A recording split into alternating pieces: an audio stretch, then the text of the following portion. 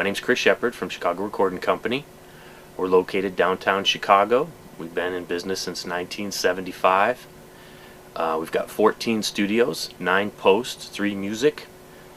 We're in Studio 5 today going over some of our equipment.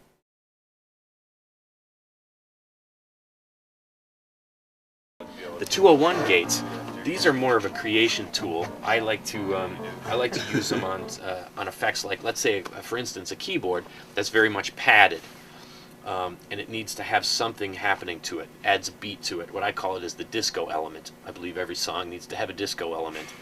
Crucify me. What you can do here is you can use an external key source. What's great about the key source is it allows you to, let's say the hi-hat. We're going to take that keyboard pad that's just going, we're going to give it beat. So we take the key, insert the hi-hat, and suddenly it's playing the rhythm of the song, ha ha ha ha, or ta ta ta ta ta ta ta, or the key source in tandem with the delay. So that way you're doubling up the key source. And a lot of times you have 2 features on them. One is called a gate, and one's called a duck. The gate makes sure that it shuts down when the key source is not active. The duck works just opposite. It shuts down when the key source is active. So in other words, the hi-hat and the keyboard that we're talking about would not open at the same time. Hi-hat strikes, keyboard plays. Maybe that gets confusing. Maybe when the hi-hat plays, the keyboard shuts down and only opens so it pumps against it. Okay. If you can imagine how that would work. This is something that you can play with for a whole day. You know, because you can use it in so many instances. I throw it on my room mics, for instance, and I have it so that way it only opens when the kick and the snare are played. So it adds ga, ga, instead of it just being you know, all the time. It's not open all the time, so it adds to this mush. It adds more power to it. So I definitely use it on my room mics. I definitely use them on toms.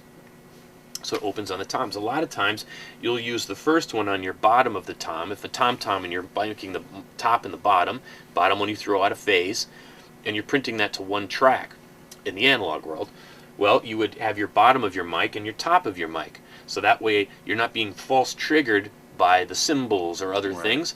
You can very tightly or very tightly gate the bottom, and it'll open the top mic, so your tom-toms only open when that drum's hit. Really works out great. Takes a little time. The late Phil Bonanno showed me that trick, and we used it for ages, and sometimes we would spend ages getting it right, which you know, today is not really affordable. Most folks will just go in and clean that up with Pro Tools. So I think that today, most of the time, it's in creation. Also keying snares. A lot of times you want to make sure that your reverb going to your effects. Like, let's say you want to put your snare reverb on, right? Well, you don't want the leakage going to the reverb. You only want the snare hit going to the reverb. So you use your send. You'll send it to the gate. You'll gate the send to the snare, so it's just and that'll go to the reverb. So that way the reverb is only exactly opened on that shot. It's a great trick in order to clean up your tracks, creating more space. And not filling all those gaps with mush. A lot of times it's creating panning effects with the gates, where you're making, let's say you're making one in the gate mode and one in the duck mode. Well, then one is opening and one is closing, and so you're getting a panning effect happening through a gate. Oh, that's really cool. And then if you throw that out of the one side out of phase, suddenly it's not just here; it's way out here. And it's so on a keyboard thing that needs to have more space to it, you're not crowding your drum mix in the middle. You're creating a wider thing, and it has a very good stereo effect. Sometimes it can be on the effect of a harmonizer where you're trying to give a vocal maybe some space.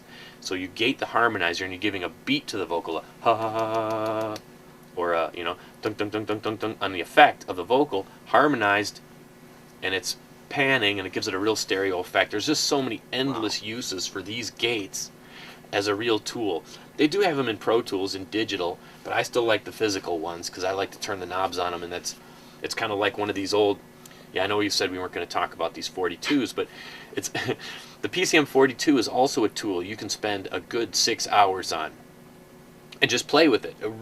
Still a great delay tool that as far as digital delays, being able to hit the repeat capture button, being able to sample with it. It's an amazing box. So I think you could spend it easy a 6 hours playing with a box like that and like this if you haven't before, or taking some of those ideas and going at it. I think both of them have great disco elements.